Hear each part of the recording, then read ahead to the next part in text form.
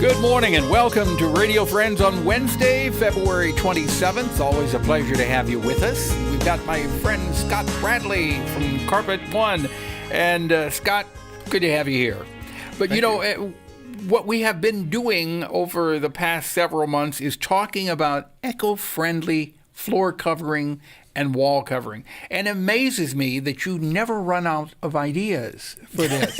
and this is all of the stuff you brought out here have been very good for the environment. And today you have what? This is not a new product, but it's naturally stain resistant.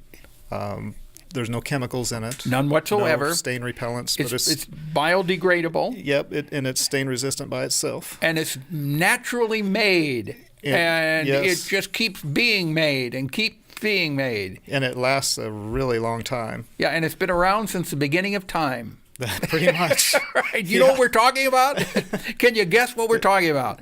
It's wool. Wool.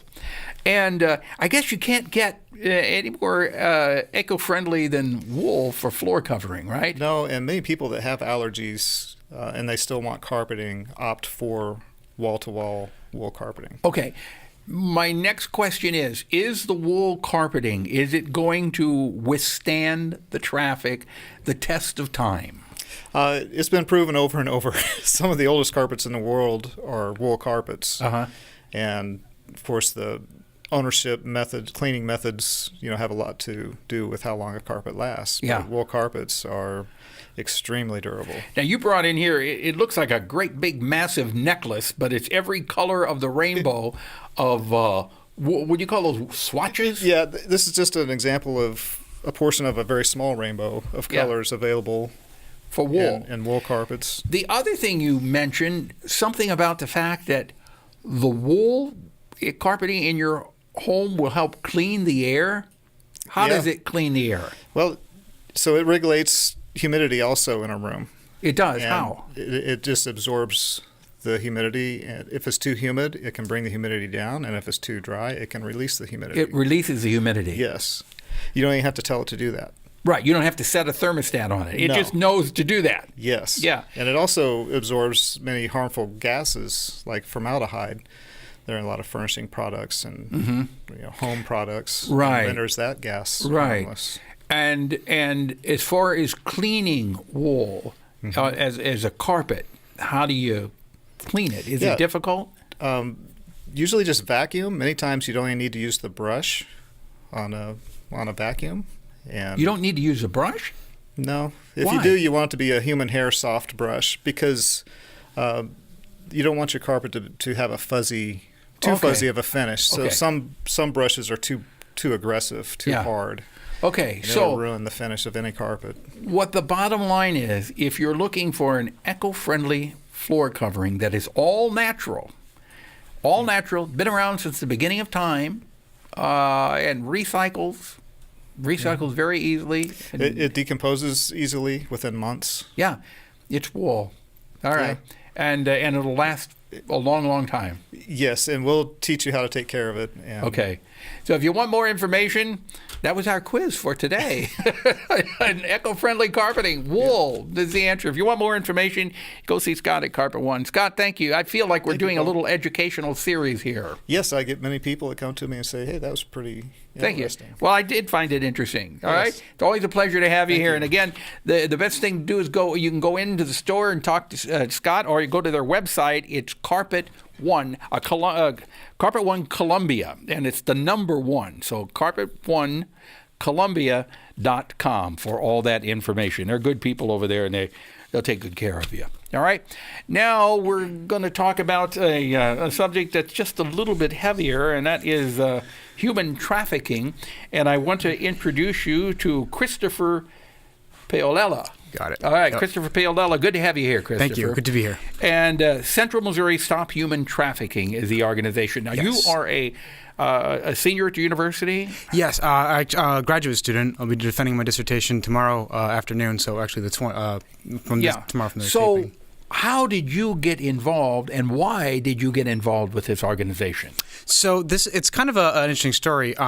I was searching for a topic for work, for my research, and I was looking at slavery, and then my advisor said, "Hey, why don't you look at trafficking throughout the Middle Ages?" And I said, "That's a thing," and she was like, "Yeah, that's a thing," and she gave me a bunch of books, and a few books led to some more trafficking books. Through the Middle Ages. Oh yeah, right now my work basically goes from late antiquity right through to about 1550 or so, and it's all about human trafficking throughout time, and a lot of the themes that you see going from the 300s right into the 1500s, you see occurring again and again, even in the modern world today. Absolutely. How big of a problem is human trafficking here?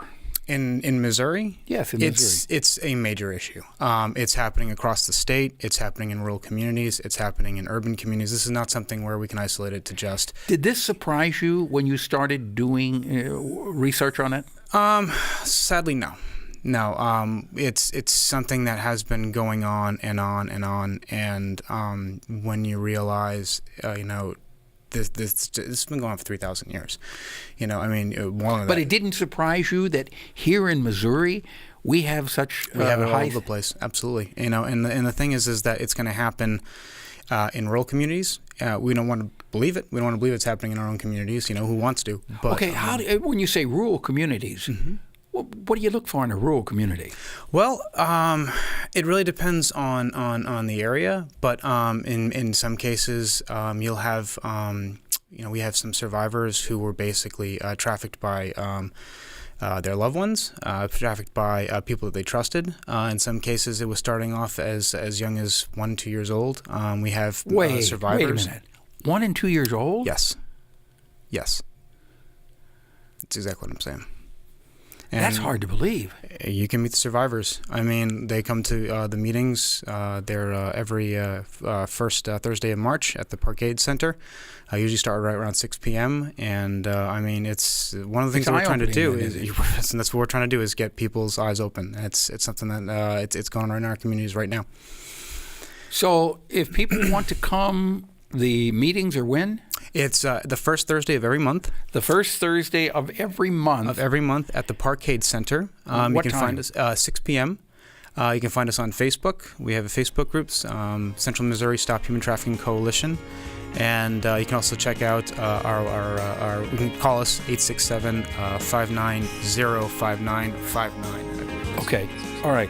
But if you want to find out firsthand, or you want to volunteer, absolutely, the first Thursday of every month at Parkade Center. What time is it? 6 p.m. 6 o'clock. Okay. Mm-hmm. Look us up on Facebook. Yes. All right. Christopher, thank you so much for coming by. Thanks so much. All right.